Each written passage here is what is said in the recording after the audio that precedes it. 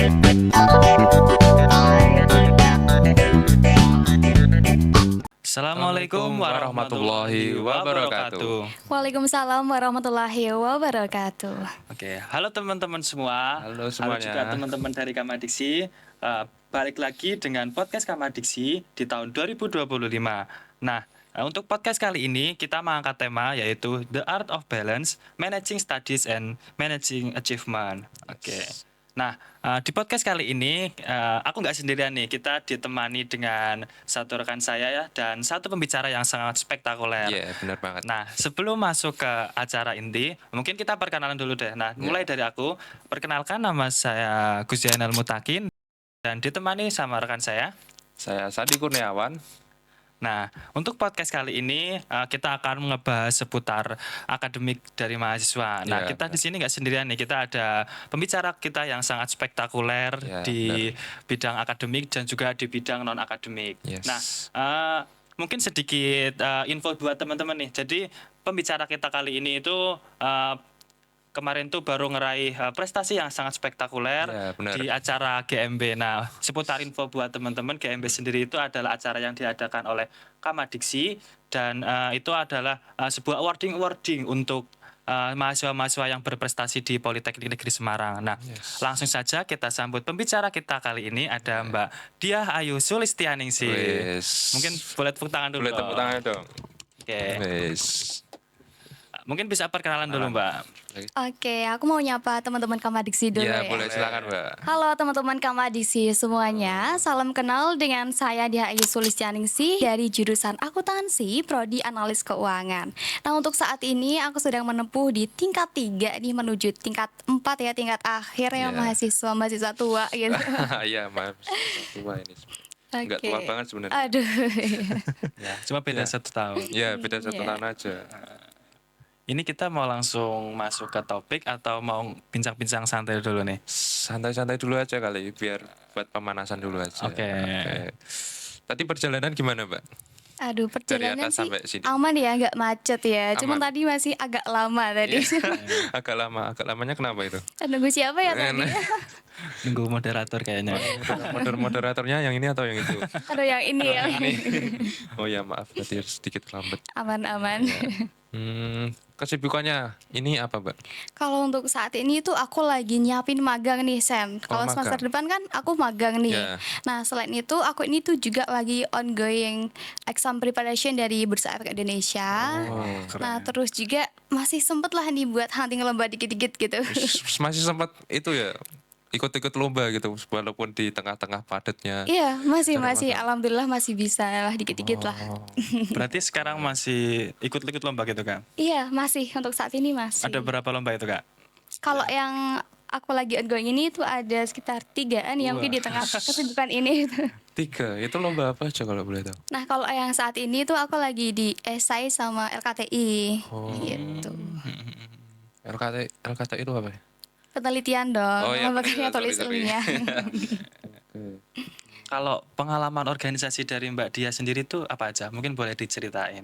Oke, nah kalau pengalaman organisasi ini tuh dari tingkat 1 ya. Ya. Nah, ini tuh lagi masa kayak FOMO-FOMO gitu lah. Nah, jadi tuh di sini aku ikut banyak lah organisasi. Waktu itu aku ikut ada Orda, terus juga waktu itu sempat ikut BEM, terus CMC, kita seorganisasi Oh ya. ya, ini reuni lagi nih berarti. Ya, kita Iya, reuni ini. reuni di organisasi yang berbeda. Aduh, iya betul banget. Nah, selain itu aku juga ikut komunitas eksternal ya waktu itu. Nah, terus di tingkat 2-nya ini aku mulai mengerucutkan nih organisasi yang emang itu linear dengan peluang karirku besok. Nah, jadi aku ikutnya tuh komunitasnya juga aku linearin ya. Nah, di tingkat 2 OTW 3 nih aku tuh mulai hunting lomba-lomba lah ya. Di situ aku mulai kayak ngikutin program-program yang dari lembaga, terus juga dia dari pemerintah gitu juga sering, terus kayak jadi brand ambassador juga. Nah, di situ aku mulai dari situ. Nah, terus kalau untuk lombanya sendiri nih ya, itu aku menekuni di bidang yang sesuai dengan hobi aku. Nah, kebetulan di hobi aku itu di seni, khususnya itu di desain grafis. Kayak ya lomba infografis, terus seni visual lainnya lah kayak gitu. Nah, selain itu juga seperti yang aku omongin tadi ya, kalau lomba di bidang kepenulisan itu aku kemarin juga sempat menggeluti di bidang esai dan juga LKTI. Nah, selain itu aku juga sering suka lah jadi lembaga gitu, karena menurut aku itu impactnya tuh gede banget gitu loh buat aku. Jadi ya seperti itulah kesibukannya saat ini. Jadi mungkin ini tips juga nih Kak, kalau misal dari semester 1 kita mungkin masih banyak ikut organisasi, terus masuk ke semester selanjutnya kita coba masuk yang sekiranya selinier gitu Kak. Iya betul. Jadi kita di sana ngambillah peluang. Kita nggak hanya fokus ke organisasi aja nih. Kalau emang dirasa organisasi kita itu udah merasa linear, coba kita nyiptain peluang yang lain gitu. Oke. Mungkin ini juga bisa buat acuan-acuan nih, kan kita bentar lagi ada mahasiswa baru nih. Oh Nah, mungkin iya nanti betul dari banget. teman-teman ada yang menonton dan perlu tip-tipsnya gitu, Kak. Nah, itu kalau boleh tahu nih, Kak, dari awal memang udah di-plan dari awal semester 1 organisasi, kemudian kedua lebih dikerucutin lagi, terus semester 3 lomba-lomba atau gimana, Kak? Oke, ini pertanyaan bagus banget ya. Ya Oke, bagus. jadi benar. Jadi dari awal masuk kuliah itu aku udah ngeplan nih, selama kuliah 4 tahun nih aku mau ngapain aja sih. Di tingkat 1 aku mau ngapain, tingkat 2 ngapain, tingkat 3 ngapain, dan nanti di tingkat akhir itu bakal ngapain gitu. Nah, kayak yang aku bilang tadi, jadi itu di semester 1 tingkat 1 juga ini aku fokus ke organisasi. Nah, terus tingkat 2 ini aku juga masih sih ikut organisasi dikit-dikit. Cuma di situ aku juga selingi lomba-lomba, terus juga jadi kayak BA tadi ya. Terus juga nanti di tingkat 3 ini coba deh aku fokusin ke pengembangan skillku yang lain. Jadi di hard skillnya tuh di tingkat ini. Jadi ketika nanti lulus nanti itu aku udah punya bekal nih, nggak cuma soft skill aja tapi juga hard skill. Nah, karena gini, banyak tuh mahasiswa yang dia itu mengejar soft skill ya, tapi tuh dia akan lupa akan hard skillnya gitu. Betul, betul. Padahal hard skill ini tuh juga dibutuhin banget kan ya di dunia kerja nanti, nggak cuma soft skill kayak gitu. Oke. Nah, saya bentar. Di tengah padatnya ikut BA, ikut organisasi, ikut lomba segala macam, itu apakah menghalangi di akademik kuliah gitu? Kalau menghalangi sih enggak ya jujur. Karena di sini aku beranggapan kalau akademik ini tuh sebuah kewajiban gitu. Jadi ya apapun yang kita lakukan, apapun yang kita tanggung gitu ya, beban yang lain itu ya kita ada kewajiban untuk menghasilkan akademik yang baik gitu. Jadi enggak sih kalau menghalangi kayak gitu. Justru mendukung gitu? Iya, justru mendukung dong harusnya. Baik, baik. Oke. Nah, itu kan tadi Mbak Dia sendiri dari semester 1 juga udah ikut lomba nih, Mbak. Nah, Iya, betul. bekalnya apa aja sih, Mbak, kalau misal dari semester 1? Karena kalau dari aku sendiri nih, dari semester 1 aku ngerasa kayak nggak punya bekal apa-apa gitu loh buat Ya, ikut merasa lomba. kurang pede Jadi gitu. kayak ya udahlah ikut organisasi dulu aja kayak gitu. Oke, jadi untuk bekal ya, ini Iya, semester bekal. 1 masih awam banget nggak Iya, sih, ya betul. kan? Nah, kalau bekal itu yang pasti kalau kita mau ikut lomba, kita tahu dong materi kita, tahu kita ini lombanya apa sih. Nah, kita apa yang harus kita siapin, kita riset dulu dong tentunya kan. Nah, kita tuh juga perlu sadar gitu bahwa kita itu dalam penerjunannya pertama ini kayak bahasa apa aja ya. Ya. Kita dalam terjun yang pertama ini tuh juga harus sadar bahwa kita itu tidak langsung menguasai semuanya. Nah, disitulah perlunya mental. Kenapa? Karena di awal-awal ini kan yang namanya gagal itu wajar banget gak sih? Yap. Iya kan? Iya. Gagal kalah itu wajar banget. Nah, disitulah kita itu butuh mental berani gagal, berani kalah, dan bisa bangkit lagi gitu. Karena nggak semua loh orang itu berani untuk gagal gitu. Iya, benar. Bahkan mereka ini takut memulai karena takut gagal Ya, gitu kan. benar, Dan benar. banyak juga yang mereka ini udah memulai gagal tapi belum mampu buat bangkit lagi. Nah, itu di situ mental tuh juga perlu banget. Jadi materi sama mental ini jalan beriringan kayak Oke. gitu. Mungkin mental itu dari Mbak Dia sendiri udah punya dari waktu SMA gitu. Kalau dari SMA dulu itu sempet ya kayak ikut lomba terus gagal itu juga sempat. Nah, cuman lebih seringnya itu baru masuk kuliah ini gitu. Jadi awal kuliah ini tuh ya aku jatuh bangunnya di sini gitu. Gagal berkali-kali. Tapi ya aku nggak nge-share itu ke orang lain ya. Jadi iya, betul. cukup diriku aja yang tahu dan kita bisa ngambil pelajaran dari situ kayak gitu. Kalau Keren, ngomongin plan itu tadi Mbak, kalau misal nih dari mahasiswa-mahasiswa yang mungkin udah semester 3 atau semester 4, eh, mungkin plannya nggak berjalan dengan lancar gitu Mbak, atau mungkin ada yang sekiranya nggak punya plan sama sekali, itu kira-kira ada nggak sih Mbak motivasi gitu Mbak buat mereka, atau mungkin ya tips gitu Mbak? Oke, ini baru sadar atau baru memulai dari tingkat 3 gitu Ya ya? mungkin gitu. Menurut aku nggak ada hal yang terlambat gitu. Selagi kita punya kemauan di situ pasti ada jalan. Nah, misalnya nih teman-teman dari tingkat 3 ataupun sudah tingkat 4 ternyata nih Ya. baru sadar aku nih harus ternyata harus mengembangkan yang lain gitu. Nah, coba deh di situ kan waktu kita hanya sedikit ya, nggak seperti kalau misalnya kita ngeplan dari awal. Ya udah kita cari jalan yang emang cari strategi, cari trik yang emang kita bisa mencapai itu dengan secara pintas gitu. Kayak misalnya nih fokusnya tingkat 3 sampai tingkat 4 apa sih? Skripsi. Skripsi. Ya, Terus TA juga. Tugas-tugas TA. Ya, tugasnya tugas udah besar mulai gitu banyak. ya, stres ya. ya tingkat 3, tingkat 4 udah mikir karir belum? Harusnya udah. Iya, Harusnya harusnya udah, setelah kan? setelah Nah. keluar ini kan mau ngapain gitu. Ya. Nah itu yang jadi fokus kita tuh di situ. Misalnya kita nanti di tingkat 3 itu udah kita ngeplan karir kita mau kemana sih. Nah Iya. disitulah fokus kita, yang jadi fokus kita itu kita nyiapin bekal itu enggak singkat loh ya kan. Iya, benar. Kita harus nyari ilmu dari A, B, C, iya kan gitu. Nah di situ coba deh kita fokusin ke hal itu dulu. Kalau misalnya yang hal-hal yang berlalu ini sudah nggak bisa diulangi, ya sudah kita fokuskan yang memang kita sedang tujukan kayak gitu. Oke. Sangat menginspiratif. Ya, menginspirasi. Saya juga sebagai moderator. Menginspirasi sekali. Langsung aja nggak mungkin. Oke, boleh. Silakan Santi. Ini kita ngobrol-ngobrol santai. Mungkin Oke. kesannya agak kayak wawancara Oh gitu ya. iya, aku Itu- rasa ujian lisan nih.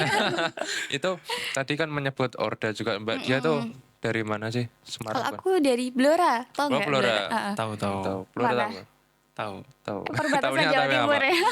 Tahu namanya aja sebenarnya. Iya, Nggak perbatasan Jawa Timur, Jawa Tengah itu sana. Ya, Nggak pulang. pulang dong nanti. Ini kan udah selesai UAS kan pulang, abis itu magang kan gitu. tahu. Berarti masuk langsung magang, Pak. Atau gimana? Iya, magangnya itu di bulan Agustus, September sampai Desember gitu. Agustus sampai Desember. Iya, Agustus sampai Desember. sekitar 4 sampai 5 bulanan lah gitu. Berarti Terus satu semester. iya, 1 semester. Nah, kalau dari kampus sih sebenarnya 4 ya. Iya. Minimal itu 4. Kalau misalnya kita mau lanjut magang mandiri sih oke-oke aja gitu. Jadi itu kembali ke kita lah. Tapi itu baru magang kali ini atau sebelumnya udah pernah nyoba magang-magang gitu, Pak? Nah, ini kadang sebenarnya itu pengen ya, cuman Ya. terhambat regulasi. Nah, jadi aku baru nih fokus yang internship itu tuh di tingkat ini, dan emang udah planning dari awalku itu emang di tingkat 3 ke tingkat 4 ini kayak gitu. Jadi untuk tingkat 1 2 seperti yang aku udah bilang tadi ya, fokusnya itu ke organisasi sama ke lomba non akademik baik akademik kayak gitu. Oke. Benar. Gimana nih, San? Lanjut? Boleh lanjut terus dari Gus. Mungkin ada pertanyaan.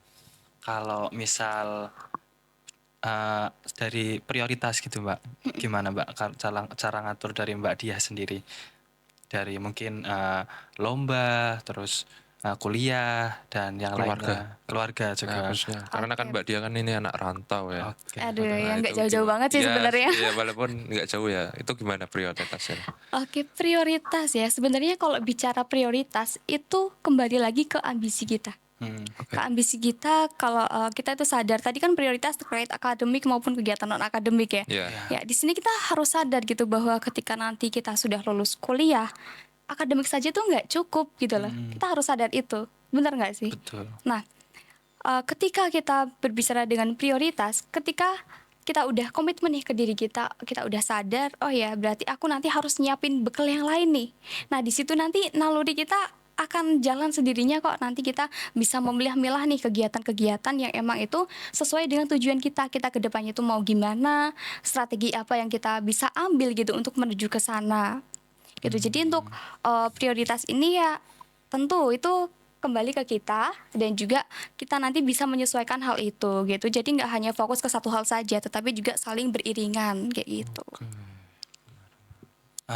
Harus Kalau seimbang gitu berarti. betul. Iya, betul benar Kalau seimbang. yang namanya prioritas kadang kan kita udah ini Kak, udah coba prioritasin nih ke salah satu mungkin tujuan kita mau apa. Nah, tapi kadang-kadang mungkin ya kalau dari aku sendiri juga kadang ngerasa kayak di tengah-tengah jalan jenuh kayak gitu Kak. Nah, itu kira-kira gimana itu Kak? Oke, bentar. Ini jenuhnya di bidang apa dulu nih? Kalau misal nih tiba-tiba aku prioritasin misal aku prioritasin di mungkin akademik kayak gitu, tapi kadang di tengah-tengah jalan itu ngerasa jenuh, capek kayak gitu. Akhirnya eh, loss gitu, Oh, lepas kayak gitu. gitu, nggak Nah, jadi keprioritasin lagi. oke, nah itulah pentingnya yang tadi jalan beriringan. Nah, jadi mereka ini tuh saling melengkapi. Misalnya kamu fokusnya ke akademik sama non akademik, ya udah dua ini harus berjalan beriringan gitu, nggak boleh jomplang salah satu kayak gitu. Oke. Gimana? Lanjut, San. Kalau ini Mbak Dia kan tadi ikut organisasi banyak sekali kayak CMC, terus BEM juga yang BEM itu Iya. terkenal. Tugasnya banyak banget tau itu. Terus ngimbangin antara akademik dan organisasi biar seimbang tadi tuh gimana? Oke, gimbangin nilainya biar bagus juga ya. Organisasinya IPK. tetap berjalan tapi nilainya IPK-nya tetap stabil. Tas Kalau sampai stabil. sekarang IPK-nya masih aman, Pak? Insya Aman, Allah aman. masih aman dong. Ya, aman Keren, deh. keren. Oke, jadi gini, kalau misalnya kita di organisasi ya, mungkin menjabat dengan job desk yang cukup banyak. Nah, di situ kita sadar tuh mungkin di situ akan menguras waktu kita, entah waktu belajar kita, waktu tidur kita, juga waktu yang lain kan. Nah, di situ coba deh ketika pelajaran di kelas itu kita usahakan untuk aktif gitu.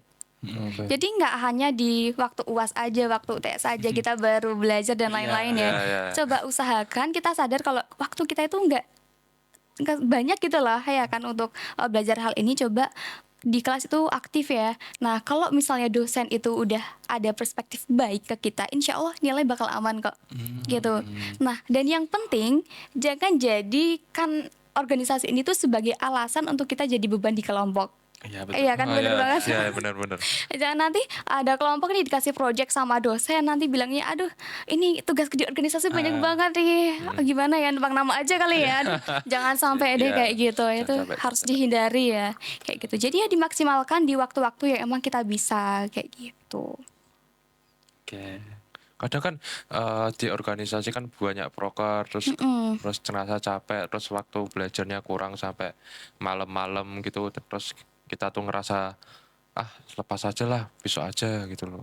Nah itu cara ngantisipasinya itu loh. Kayak menunda-nunda gitu Ya, nggak sih? menunda-nunda. Kayak jujur aku dulu juga pernah ngerasain itu ya. Bahkan di kampus itu rasanya pengen istirahat aja nggak Ya, sih? pengen. Apalagi kalau rapat itu sampai malam-malam Ya. gitu kan. Nah di situ ya aku maksimalin yang emang aku hadapin waktu itu. Kalau tugas sih oke, mungkin aku bisa menyela-nyela di mungkin di perkuliahan ya, entah itu di jam istirahat ataupun di mata kuliah biasanya kan banyak yang kosong. Nah, Ya. itu coba deh kalian nyicil tugas-tugas yang emang jadi tanggungan buat kalian di situ. Jadi ya kalau emang kalian capek, oke itu wajar kok. Apalagi dengan dua bidang itu tadi, akademik sama non akademik, itu wajar. Itu ngerasa paling sibuknya itu ketika semester berapa itu, Mbak? Aku sibuk ya. Ini organisasi apa atau apa dulu? Bareng nih, bareng. Bareng Iya. itu aku ingat banget, itu di semester 3 maaf. Semester 3. Iya, dan ini tuh nilaiku sempat turun Oh, di sini. Nah, jadi waktu di tingkat 3 ini aku tuh lagi hektik ya di organisasi waktu itu ke pencalonan BEM. enggak, apa ya, ketua wakil ketua Ya. waktu itu. Oh ya Enggak ya sih. ya Ya, tahu, itu hektik banget. Terus juga aku ada komunitas yang lain kan. Nah, di situ tuh juga sering lah rapat, entah sampai malam. Terus tadi seperti aku bilang udah capek gitu di kelas tuh pengennya tidur terus. Nah, waktu belajarku tuh juga kesita gitu loh. Ya. Nah, jadi di situ IP ku itu sempat turun ya, meskipun ini tuh nggak drastis banget, cuman kayak nggak mau nih ngotorin IPK gitu. Nah di situ Oke. aku udah kapok banget ya, waktu itu aku kapok banget. Terus aku tuh komitmen nih ke diri aku nggak mau kayak gini lagi. Nah terus aku kan tadi ada plan ya, jangka menengah, jangka pendek, menengah, panjang. Aku tempelin Di kamar. iya di mading gitu kan, jangka menengah pokoknya IP atau IPK aku semester depan harus naik gitu kan. Oke. Nah itu kan udah tertanam komitmen ya. Iya, betul. Berarti kan insting kita itu secara alam itu dia bakal berjalan sesuai apa yang udah kita tujukan. Iya. Nah, di situ aku jadi aktif di kelas Ya. yang biasanya tuh capek gitu kan, terus sering nyicil tugas yang biasanya itu menunda-nunda tugas kayak gitu. Dan terjawab di semester depan akhirnya IPK aku juga naik kayak Berarti gitu. langsung gitu ya, Mbak? Iya, karena penyesalan itu tadi ya, aku nggak mau keulang lagi gitu. Oke. Kalau kata orang-orang tuh nggak apa-apa jam tidur kurang tapi jam terbangnya naik. Aduh. Yes. Oke, gitu. Iya, benar banget. Gimana lanjut, San? Boleh dari Gus. Mungkin ada. Kalau perasaan waktu menang Kamadisi Award kemarin gimana, Mbak? Apa mungkin udah udah tahu nih menang kayak gitu? Ya, itu kan Kemarin ya. 2 kali itu 2 Iya, tahun. 2 kali. Kalau mungkin Iya. dari yang pertama deh. Ya, dari tahun pertama Yang itu. tahun pertama ya. Iya. Tahun pertama itu aku Itu semester berapa ya, Mbak? tahun kemarin Oh, Berapa? berarti 4, early 4 3. ya. 4 lah. 4 ya. Heeh. Semester 4-an ya. iya, 4. Itu aku ngerasa sih bekalku itu belum terlalu banyak ya. Pencapaianku juga masih terbatas waktu itu. Cuman di situ aku modal nekat aja gitu kan. Dan aku hopeless lah, aku nggak berharap lebih ya, intinya dari yang udah aku perjuangin ya udah, kenapa kalau emang ada kenapa nggak aku sapitin aja Ya. gitu kan. Ya udah, mau kalah mau menang itu bonus lah, yang Ya, penting udah betul. mencoba dulu kayak gitu. Jadi ya terus dihubungin kan sama panitia yang Ya. waktu itu, oh ternyata gini ya, alhamdulillah banget dong. Nah terus yang di tahun ini tuh aku kaget jujur. Kenapa kaget? Kenapa? Kan aku dapat 2 double nih yang Ya. tahun ini. Ya. Itu waktu namaku dipanggil yang pertama tuh oke lah aku maju. Terus waktu turun itu kok ada nyebut nama yang mirip gitu kan. Nah, waktu nyebut dia Ayu gitu aku mikirnya gini, loh ini ada yang ternyata namanya sama kayak aku juga ya kayak gitu. Nah terus kok belakangnya ada Sulistianing sih gitu loh. Ini aku sempet tanya ke panitianya waktu itu, ini nggak salah Mbak gitu kan. Ternyata bener, akhirnya dapet lah itu dua-duanya. Ya nggak expect sampai segitu sih. Tapi Menang apa itu, Mbak? oh iya. Yang tahun ini ya. Iya. Tahun ini tuh terinspiratif sama organisatoris berprestasi kayak gitu. Keren. Inspiratif berarti. Oke. Iya. Itu di GMB tahun pertama dan kedua itu ikut emang rasa ngeyakin bakal wah aku bisa ini gitu. Aku tuh ngerasa menang. yakin itu baru di tahun ini ya. Di tahun ini. Kalau yang tahun sebelumnya tuh aku hopeless aja sih ya. Cuman yang tahun ini aku ngerasa yakin, kenapa? Karena ini kan di GMB ini tuh inputnya itu prestasi 1 tahun terakhir. Iya. Bener nggak? Iya. Nah, aku ngerasa kalau 1 tahun terakhir itu aku cukup lah untuk pencapaianku, terus juga organisasiku, komunitasku di luar tuh juga udah oke, udah bekalku itu udah cukup gitu untuk ini. Jadi aku pede gitu untuk tahun ini daripada tahun yang lalu kayak gitu. Ngerasa ada perbedaan di tahun pertama dan kedua. Itu Iya dong, bedanya ada apa tuh? perbedaan. Karena aku tadi di tahun yang tingkat 3 ya, kan Ya. sesuai planningku tingkat 3 ini aku fokusnya ke lomba-lomba. Nah, maka dari itu di sini aku berani pede. Oh, Gitu. Tapi kalau yang di tahun sebelumnya itu memang udah pernah juara juga, Mbak? Atau gimana? Kalau di tahun sebelumnya tuh pernah juara. Kan itu aku baru nyemplung lah ya di dunia perlombaan itu, aku masih banyak gagalnya. Ya aku juga fokusku tuh juga terpecah ya sama organisasi, karena waktu itu masih fokus organisasi. Terus gagal ngulang lagi itu kan jujur kayak agak capek ya. Mungkin ada di titik jenuh juga. Nah di situ jadi frekuensi gagalku tuh masih banyak di semester ya, di tahun lalu lah Ya. kayak gitu. Kalau tadi kan sempat nyinggung-nyinggung masalah organisasi dari luar kampus juga nih. Nah, itu kira-kira sepenting itu nggak sih, Mbak, sama mungkin kalau misal dibandingin itu sama organisasi yang di dalam kampus gitu, Mbak, mungkin mending lebih diprioritasin yang mana gitu, Mbak? Ya apa sama aja itu Ya. dari organisasi luar kampus sama internal. Kalau menurut aku sih sama aja ya. Sama aja. Tergantung bagaimana kita memposisikan diri sama tujuan kita tuh kayak gimana sih. Nah kita ikut organisasi punya tujuan gak sih? Punya. Punya dong. Ya. Apa coba tujuan kalian ikut organisasi? Kalau dari aku pengembangan skill. Oke, kamu Kayak gini Gus. ya, kayak gini nih. Oke, Biar oke, ada ngomong mantap. gitu. Kalau Kamu. dari aku sendiri tentu yang pertama sama kayak Sandi, itu aku pengen cari ilmunya juga, itu kita lihat dulu background dari organisasinya apa. Terus nanti mau cari relasi juga lah, karena menurut aku sendiri itu relasi emang penting banget kayak gitu. Ya, benar. Oke, jadi umumnya paling relasi, soft skill kayak Iya, gitu lah. betul. Nah, Kalau Mbak Dia beda. Ya Beda sama pasti. sih. Nah, cuman gini, kita harus tahu ya, nggak semua orang itu bisa dapetin itu. Kenapa? Karena banyak di antara mereka tuh yang cuma ikut-ikutan. Ya. Mereka nggak ambil peran, Ya. iya kan? Mereka nggak berani menonjol dan hanya berada di rata-rata aja. Ya, Ya, betul. bagaimana bisa dapetin gitu kan? Oh, iya. Ya misalnya kamu pengen dapetin skill public speaking, kalau nggak pernah tampil di depan, emang bisa? Nggak Ya, bisa. nggak Enggak bisa kan? juga. Nah, terus misalnya nih pengen dapetin skill komunikasi. Bagaimana kamu bisa dapetin skill komunikasi kalau ngomong sama orang aja takut? Iya kan? betul. Betul. Iya, benar-benar. Nah, di situ coba deh kita jadi refleksi buat diri kita ya.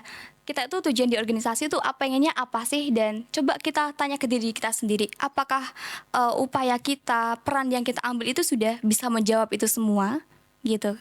Berarti kan kalau emang ada yang belum, itu kan PR bagi kita ya buat Ya. ngembangin yang lagi. Nah, terkait tadi organisasi eksternal ataupun internal ya, itu tadi tergantung tujuan kita. Kalau emang kita udah mengkorelasikan organisasi itu dengan tujuan kita ke depannya itu mau apa, menurutku sih oke-oke aja ya. Relasi tuh bisa dapat di mana aja, kayak gitu.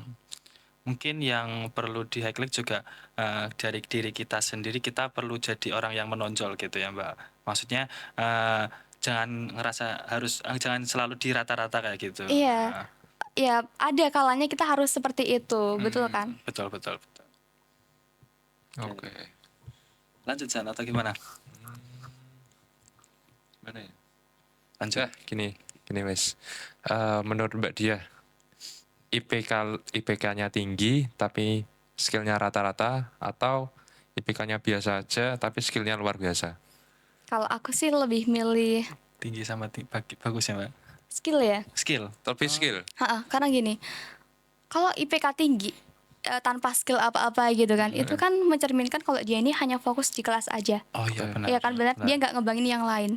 Nah, ya kalau misalnya hanya berandalkan IPK terus masuk ke dunia kerja, dia nggak bisa kerja, diajak negosiasi dianya tertutup, ya siapa sih yang mau kerja sama dia gitu kan. betul, Nah, betul. terus kalau misalnya nih skill ya, kalau dengan skill kita itu bisa berkomunikasi dengan baik, kita bisa membawa diri kita ke misalnya ke karir ya, ke perusahaan itu dengan baik sih, menurut aku itu oke-oke aja. Tapi di sini bukan berarti IPK itu nggak penting ya. Ya. IPK itu jadi syarat administrasi kita untuk terjun ke nanti. Misalnya ada standar nih minimal IPK, misalnya berapa ya kalau standar gitu, 3, Tiga. Biasanya 3 sih. 3. ya Nggak 3 lebih lah terusnya. Kalau nggak 3 ya 3,3.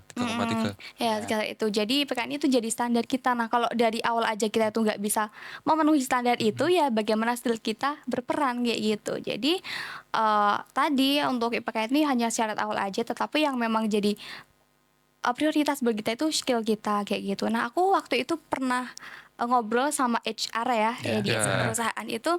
Kalau di perusahaan itu kan juga ada interview HR sama user. Iya, betul. Nah, kita itu bisa aja kita lolos di interview HR mungkin karena kita kompetensinya bagus, IPK kita tuh tinggi banget gitu kan. Tapi itu bisa membuat kita nggak lolos di interview user. Kenapa? Karena kan user ini kan orang yang emang kita sama-sama rekan kerja kita besok gitu Oh, loh. iya, betul. Nah, di sini tuh beliau ini melihat bagaimana sih cara kerja kita, terus bagaimana kita itu kalau diajak ngobrol, kalau diajak kerja itu nyambung apa enggak. Nah, kalau misalnya kita nggak ada skill di situ, cuman hanya berandalkan IPK aja atau mungkin nilai yang tinggi gitu, menurutku kurang cukup sih. Kayak gitu. Kalau Mbak Dia sendiri ikut sertifikasi gitu nggak Mbak? Iya, ini nanti aku juga pengen nyampein ini juga Oh, sebetulnya. Jadi tuh gini, aku kan kemarin ikut brand ambassador. Ya. Ya, ada 3 ding sama ongoing saat ini. Nah, jadi tuh yang pertamanya aku bahas, yang pertama itu dari sebuah lembaga pelatihan. Nah, jadi sebuah lembaga pelatihan ini tuh tentang pasar modal juga kemarin itu ya. Nah, di situ aku awalnya tuh hopeless lah gitu, misalnya karena yang lolos ini tuh orang-orang dari univ-univ top, terus juga intinya mereka tuh keren-keren banget lah. Di situ aku sempet minder sebenarnya. Nah, tapi waktu menjalankan sebuah project atau proker itu aku coba deh, ya nggak apa-apa, aku coba aja, aku maksimalin nih peran aku di sana. Nah, waktu itu lagi ada project yang utamanya nih di brand ambassador. Nah, waktu itu aku coba ambil peran di situ. Waktu itu aku juga sempat jadi moderator kayak kalian kayak gitu. Nah, di situ aku maksimalin di project itu. Nah, terus karena aku ambil peran di situ, ternyata itu waktu wisuda brand ambassadorku ini tuh aku disuruh buat ngasih pidato gitu ke teman-teman gitu kan. Aku agak kaget sih sebenarnya. Lah, ini teman-teman yang lain kayaknya lebih keren ini dari aku, kok malah aku yang disuruh kayak gitu. Dari situ udah aku juga maksimalin lagi, dan akhirnya tuh di pengumuman yang ada kategori terbaik lah. Nah, ternyata aku masuk dalam nominasi itu. Nah, dan di situ hadiahnya itu aku dapetin sertifikasi itu senilai kurang lebih 9 jutaan. Wah. Nah, itu kan buat mahasiswa itu kayak mahal banget gak sih? Iya, Dan itu aku mahal. juga belum Gede bisa kalau misalnya aku harus ambil sendiri kayak gitu. Nah, di situ. Nah, terus yang kedua nih brand ambassador yang Duta Pasar Modal kemarin. Ya. Nah, itu tuh aku sebenarnya niat awalku tuh cuman buat branding aja sih, buat portofolio gitu kan. Nah, di situ aku coba maksimal di situ. Ternyata aku juga masuk ke nominasi yang di triwulan pertama waktu itu. Itu se-Indonesia ada 20 waktu itu, dan Jawa Tengah itu ada 10 apa 5 ya kayak gitu, aku lupa ya. Masuk nominasi di situ, dan akhirnya dapat beasiswa juga ya dari IDX itu kemarin tuh 2 juta. Wah. Nah, kirain kan udah sampai situ aja. Ya. Nah, ternyata beberapa bulan kemudian pihak dari IDX ini hubungin aku lagi. Ternyata tuh aku juga dapat sertifikasi pelatihan. Dan ini tuh kemarin aku searching itu berapa ya, kurang lebih 5 jutaan kayak gitu. Dan ini masih ongoing ini, aku pelatihannya baru selesai kemarin dan baru mau ujian besok di bulan depan. Berapa bulan itu, Pak? Pelatihannya kurang lebih 1 bulan. Nah, untuk ujiannya nanti menyesuaikan. Soal itu minimal semester 7 baru bisa ujian kayak gitu.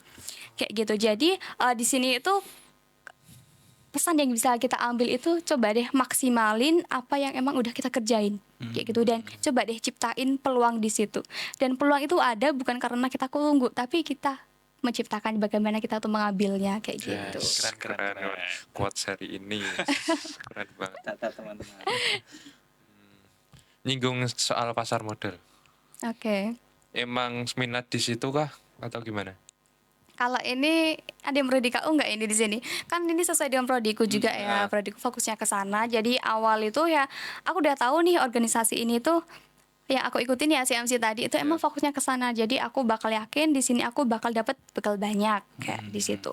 Nah, untuk minatnya sebenarnya aku sebelum masuk kuliah aku nggak tahu pasar modal kayak gimana. Cuman waktu baru masuk itu mulailah aku menggeluti di bidang itu kayak gitu.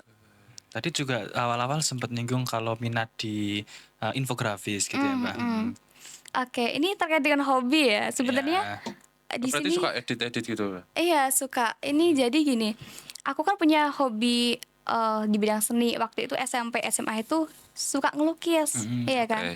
Nah, terus waktu itu kan lagi COVID. Ya. Lagi COVID, terus liburan waktu kuliah kan, masuk kuliah. Nih aku coba mikir nih, bisa nggak ya aku tuh ngubah hobiku ini jadi prestasi kayak gitu. Nah, karena waktu itu aku tuh masih manual ya, ngelukis manual, suka gambar dan lain-lain. Coba deh di situ aku ikut manual. Aku itu ikut lomba pertama itu lomba poster kan. Lomba poster itu aku tahu nggak, itu gambarku tuh manual. Benar tulis tangan itu? Iya bener banget. Dan karena aku belum mengenal digital waktu itu, aku nggak tahu tools editing itu yang bisa digunakan itu apa aja kan, nggak tahu. Dan menurut kalian menang apa enggak? Ya kalau Tergantung. realistis sih. Realistis ya. Realistis aja. Apa? Menang. Ya Pasti padahal menang. enggak lah, kalah dong kan. Karena apa? Karena yang menang itu mereka tuh yang udah pakai tools digital gitu. Pastinya pas digital ya. Nah, aku masih manual. Nah, tuh aku belum belum open minded lah waktu itu, masih kekeh pengen coba lagi, cuma di manual lagi dan kalah lagi. Nah, disitulah aku mikir nih, kenapa aku nggak nyoba editing yang digital aja ya? Siapa tahu ada kesempatan.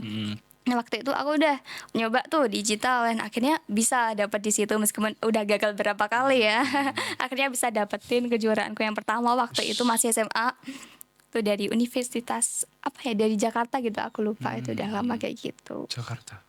Iya, terus akhirnya aku menggeluti ya, dari hobi ini aku gelutin lagi buat jadi prestasi. Akhirnya aku berhasil ya menorehkan beberapa prestasi, kayaknya 15 lebih gitu kejuaraan ya. Keren.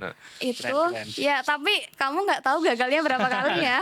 Tapi kan biasanya kan orang kan nggak ngelihat itunya. Iya, itu benar banget. Dan biarkan Lihatnya orang lain itu hasilnya. nggak perlu tahu kita secapek apa, kita Ya, gagal berapa betul. kali, biarlah orang itu menilai enak ya jadi kamu ya gitu. Kamu nggak tahu. belakang saya itu kayak gimana gitu. Nah, iya kan bener banget kayak gitu. Nah, jadi di situ setelah aku berhasil nih norahin hobi aku jadi prestasi, aku coba nih berpikir gimana sih prestasiku ini tuh bisa bermanfaat buat orang lain. Nah, di situ kan aku kayak eh, pengen lah nge-share mungkin dari pengalaman-pengalaman aku, mungkin tips dan triknya gitu kan. Ya. Nah, kemarin akhirnya dapat kesempatan juga itu ngisi di beberapa event kan, di luar kampus juga waktu itu diundang. Nah, terus setelah itu setelah terjawab semua nih mimpi aku dari prestasi, inspirasi. Nah, aku nih baru mikir nih, gimana sih caranya prestasi aku, hobi aku ini tuh bisa jadi peluang bisnis kayak gitu. Berarti sekarang juga ada bisnis juga nih, Mbak. Lagi ongoing. Wes. Apa Doain kalau saja. boleh tahu apa Mbak? Nanti Masih aja bentar. deh. Mungkin bisa sekalian promosi gitu, Mbak, di sini. Enggak, nanti aja. Oke. Berarti emang dari awal-awal masuk kuliah mungkin masih menekuni hobi infografis, Mbak. Belum ke terjun ke seputar linear jurusan gitu, Mbak. Oke, jadi kalau aku kan menganggapnya itu sebuah hobi ya. Ya. Jadi ya aku enjoy aja. Oh. Aku nggak menganggap ini sebuah beban gitu. Oke. Aku nggak pernah nargetin misalnya aku harus menang itu nggak pernah nargetin. Cuma ya udah aku seneng, aku ngedit itu seneng gitu loh. Ya udah kayak gitu aja. Jadi kalau yang linear itu tetap jalan dong tetap kayak jalan, gitu. ya. Emang kalau misal kita suka pasti jalannya enak. Iya, kalau suka jalannya enak bener banget. Oke, benar.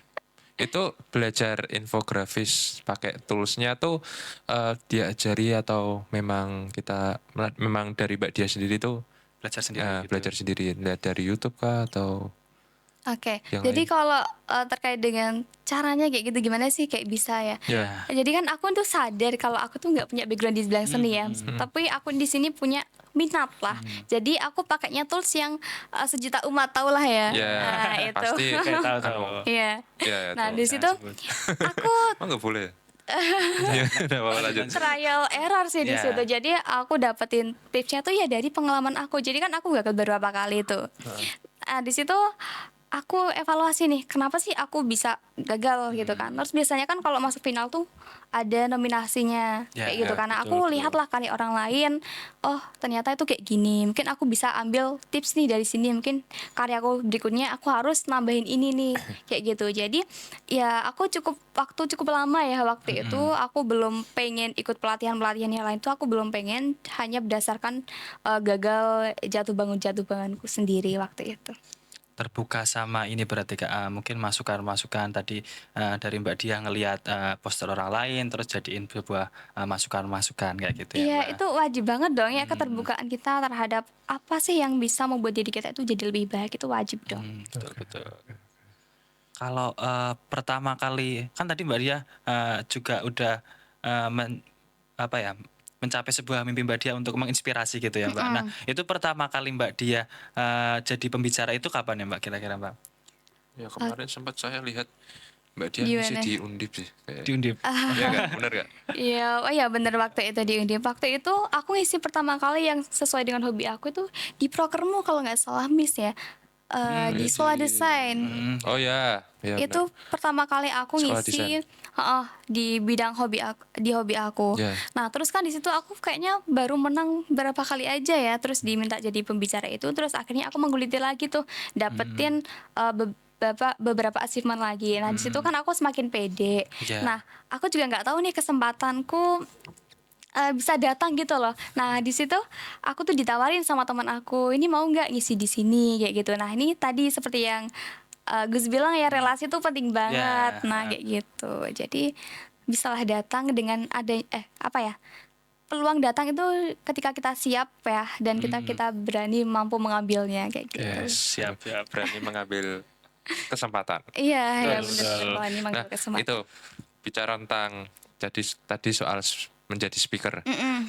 Yang pertama banget kan kemarin ngisi di broker di MIS sendiri kan, di CMC sendiri kan. Itu kan berarti ngisi di internal. Iya, di internal lah.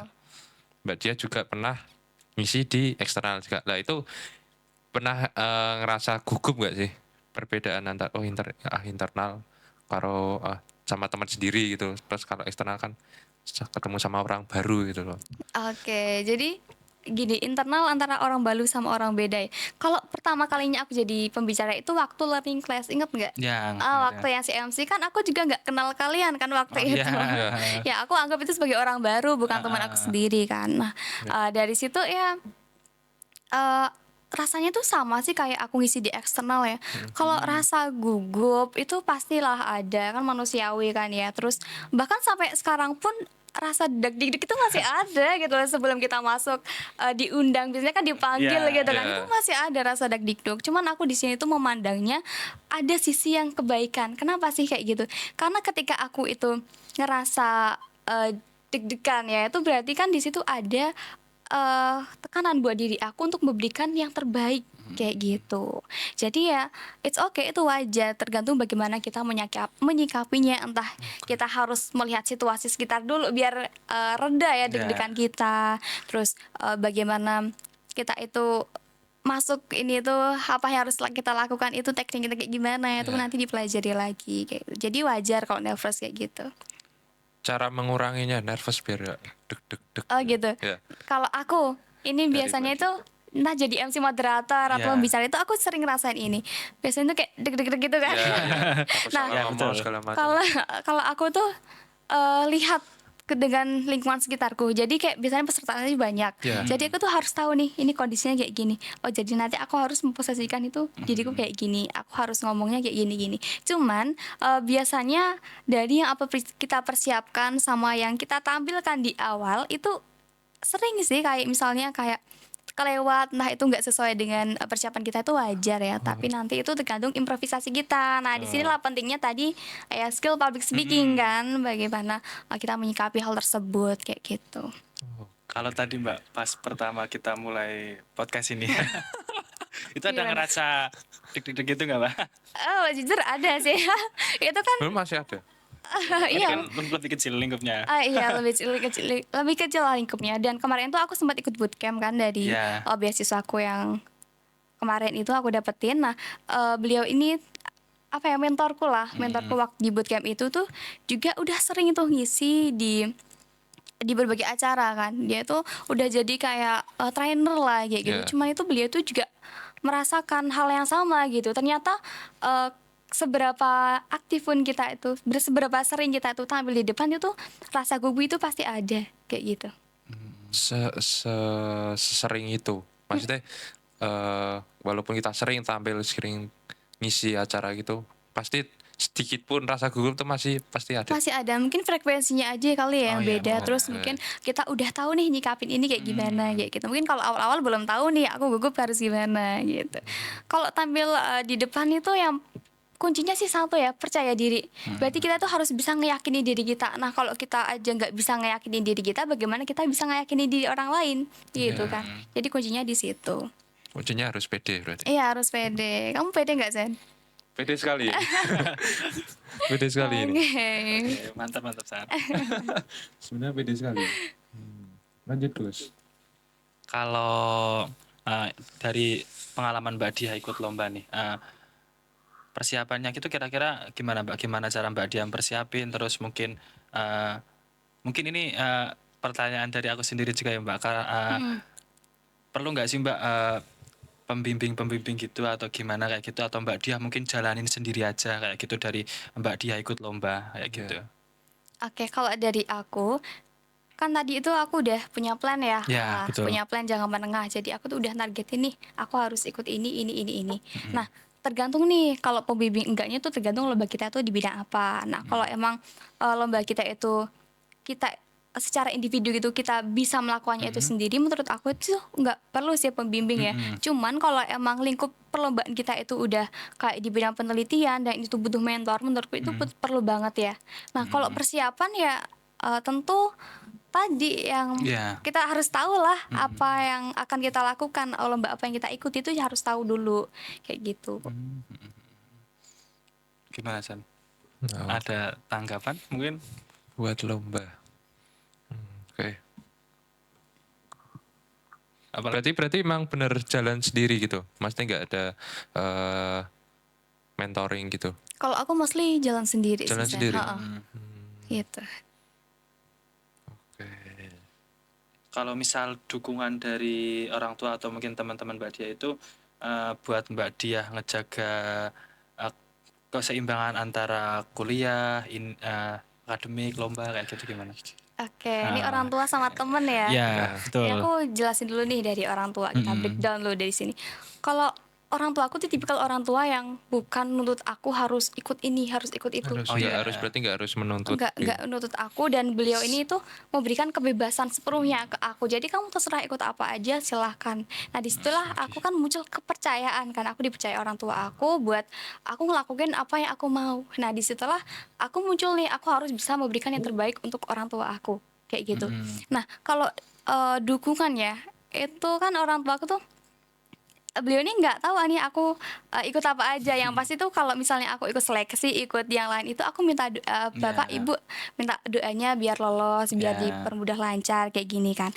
Ya udah tadi doa, dan itu aku udah ada kepinginan nih aku harus bisa memberikan yang terbaik untuk orang tua ya. Nah di sini tuh hal yang aku bangga banget itu ketika misalnya aku dapetin prestasi, misalnya kejuaraan gitu kan. Misalnya aku pulang ke rumah nih, aku nyuruh kedua orang tua aku tuh yang buat buka hadiahnya gitu. Nah di situ sebuah kebanggaan tersendiri karena orang tua aku melihat sebahagia itu gitu, meskipun aku belum bisa memberikan hal yang besar ya kepada orang tua aku.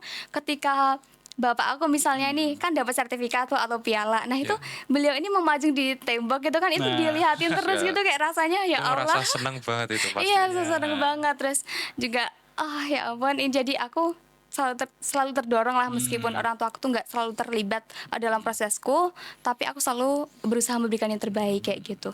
Nah terus kalau dari teman, jujur ya, di dunia perkuliahan ini tuh susah nyari teman yang emang teman. maksudnya Yang nggak benar-benar gitu. teman itu Mas ya. Bentar nih, belum selesai ngomong ya. Teman yang emang sevisi sama kita, selalu support kita, itu jujur agak susah ya. Karena kan kita ini di anak rantau dan ketemu orang-orang baru ya. Dan kita tuh nggak bisa memaksakan orang lain itu buat suka akan pencapaian kita. Kita nggak bisa memaksakan orang lain itu ikut bahagia atas pencapaian kita. Nggak bisa memaksakan orang lain ikut menangis atas kegagalan kita.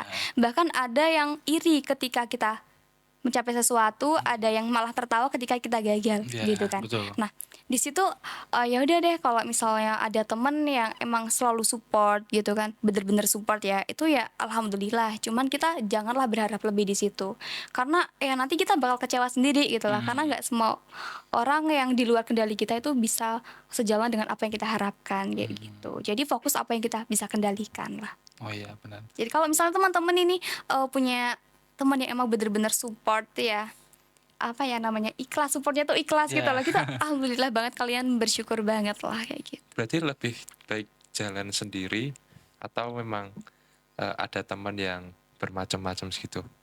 Nah ini tergantung kebutuhan ya, konteks. Nah kayak gini, misalnya kita tuh teman di kuliah kan macam-macam, entah itu Ya. teman dalam apa ya, sehari-hari kita di kelas ataupun di kos ya. Kalau anak kos itu menyesuaikan, tetapi kita nggak bisa mengajak semua itu kayak harus sejalan dengan kita. Oke. Pernah ngerasain nggak sih?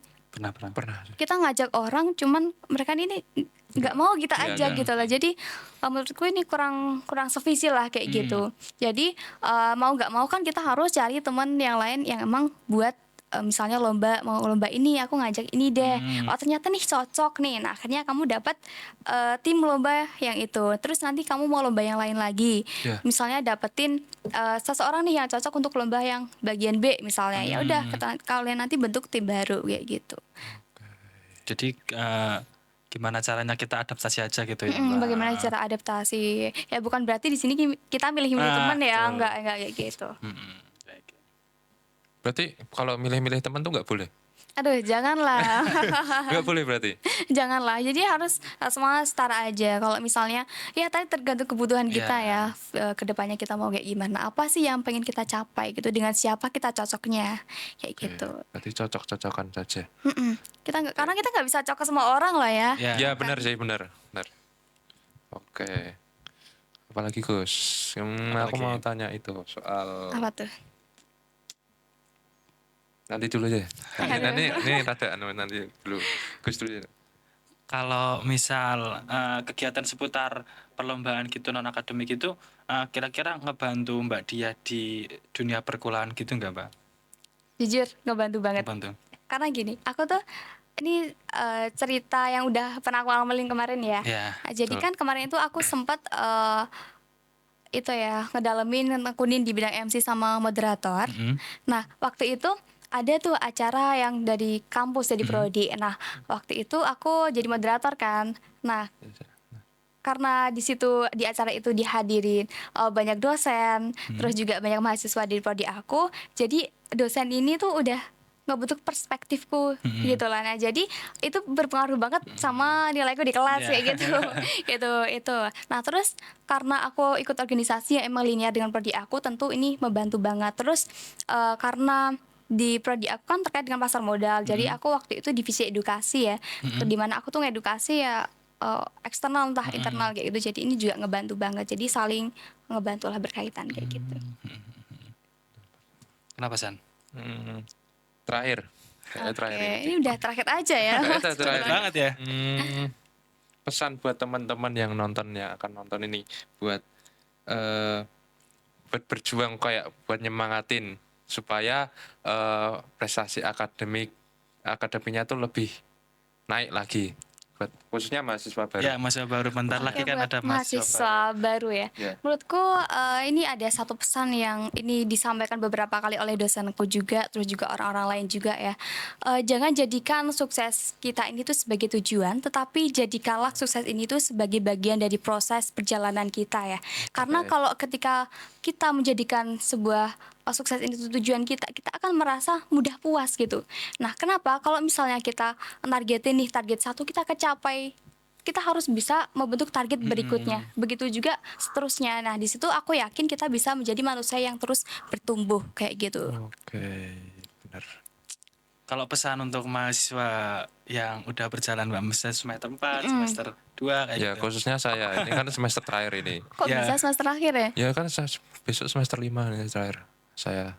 1 tahun lagi. Ya Oh, 1 tahun gitu lagi. ya. Kalau menurut- Sama berarti. Oke, menurut aku sih kayak tadi yang ditanyain Gusnya tadi ya, kalian coba fokus apa yang emang menjadi bekal buat kalian lulus nanti. Kayak gitu. Coba Oke. kalian kebangin skill. Kalau emang kalian ngerasa hard skill kalian itu Kurang. masih kurang ya, rasa kalian kurang, coba kalian ikutin program-program yang lain. Nah, kenapa? Karena di dunia sekarang kan persaingannya tuh banyak banget kan. Sarjana tuh juga banyak banget gitu. Iya. Nah, ketika kalian lulus nanti coba tanya ke diri kalian, kira-kira bekal kalian tuh udah cukup gak sih buat bersaing dengan orang-orang? Oke. Kalau emang merasa belum cukup, itu berarti PR buat kalian kayak Ya. gitu. Oke, mungkin yang bisa kita ambil dari podcast kali ini memang kita harus berani ngambil Yes. resiko juga. Kita harus cari-cari kesempatan gitu ya San. Dan Ya harus pakai itu. pokoknya intinya siapin bekal-bekal buat yang mahasiswa semester 4, 5 atau mungkin semester 2 yang udah jalan itu siapin bekal. Kalau misal besok buat teman-teman mahasiswa baru bisa persiapan plan gitu ya. Ya, Iya, dari semester. awal tuh harus ada plan tersendiri. Oke. Biar nanti ke depannya sudah mulai terstruktur gitu loh. Kita Betul mulai banget. jalan aja sesuai Oke. plan. Mungkin itu Gus karena waktunya sudah menunjukkan 45 menit Kak Edi. Dari Sandi ada tambahan mungkin? Aku Atau mungkin cukup. dari Mbak Dia? Ya, mungkin closing statement dari Mbak Dia. Atau udah? Udah Udah. sampaikan tadi ya. Oh iya tadi terakhir. Pesan-pesannya kayak gitu. Oke. Udah cukup nih berarti. Kayaknya sudah cukup Oke. deh. Oke. Baik teman-teman dan juga teman-teman Kamadisi, mungkin itu yang dapat kita bicarakan, kita obrolin di podcast kali ini. Semoga Yes. podcast kali ini dapat Bermanfaat. memberikan manfaat untuk teman-teman juga, untuk teman-teman Kamadisi dan untuk teman-teman mahasiswa. Kurang lebihnya dari kami mohon maaf. Terima kasih Terima Mbak kasih Dia. Mbak Dia juga. Sama-sama, terima kasih mengisi kembali. di podcast kali ini. Oke. Mungkin bisa ditutup Gus. Oke. Sekian dari kami dari Kamadisi Polines. Assalamualaikum warahmatullahi wabarakatuh. See you di podcast selanjutnya. Dadah. Dadah teman-teman. Thank you.